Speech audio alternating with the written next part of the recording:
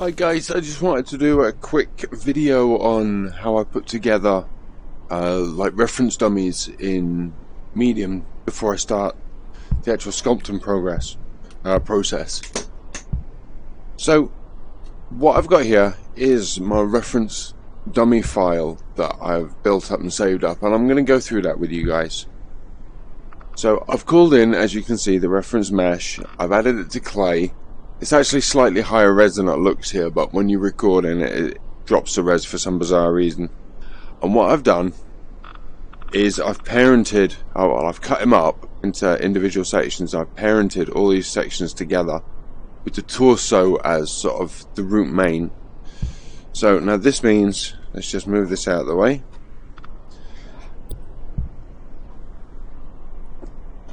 That I can select the head, and I can move the head into a suitable position. I can then move the arm into the position I'm looking for.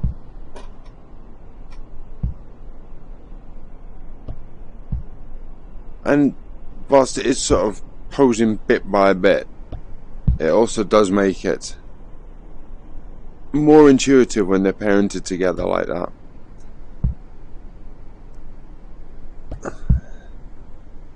So the situation is, you've been trawling the internet, you can't find the perfect reference, you found things that are close, but you can't find the exact pose you're looking for.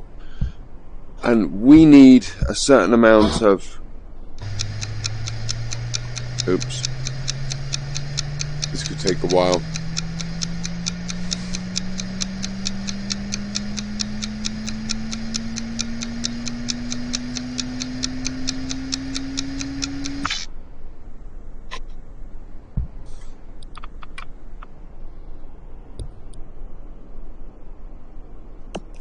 Something a little safer. So we need a little, well, quite a lot of anatomical sort of perfection. We need to make sure our proportions are correct, and the finished sculpt is going to look right. So I like to sort of bosh about with this dummy. My mind can fill in the little blank areas where things are no longer joined up properly.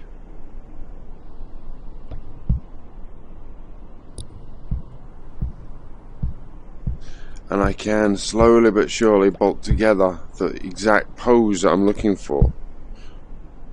And then I know at least it's anatomically correct. Everything is in the position it's meant to be in.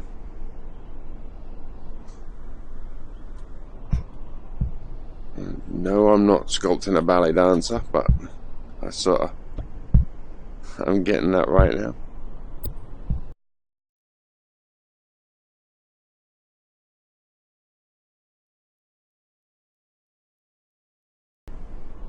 Right, I'm going to go to a new layer.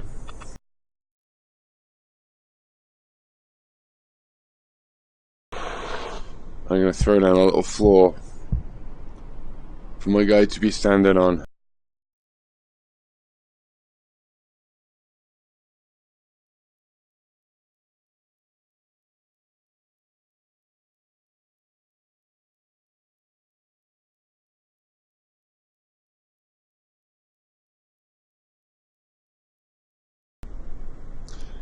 Again, I'm going to call in a new layer.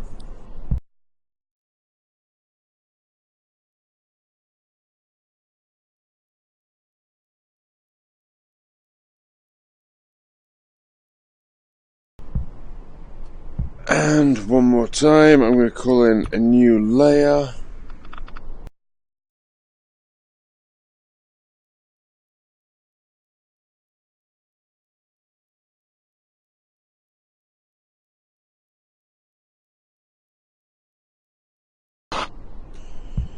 And I'm going to put in a really basic sword. And I'm going to parent that to the right hand.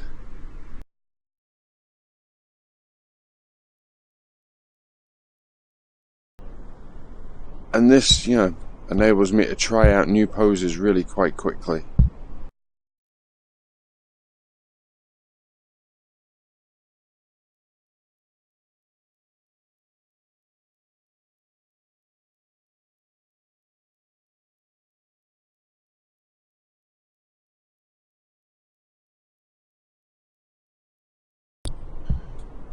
We've got him almost carrying under his shield now,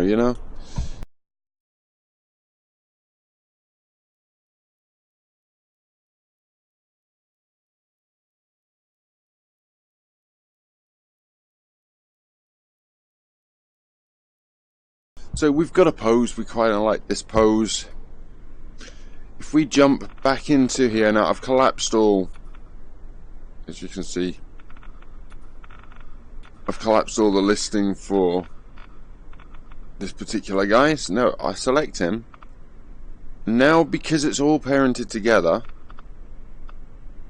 if I duplicate this, I end up with a second completely posable model. I can keep that in essence as a saved pose and then come back in and start again.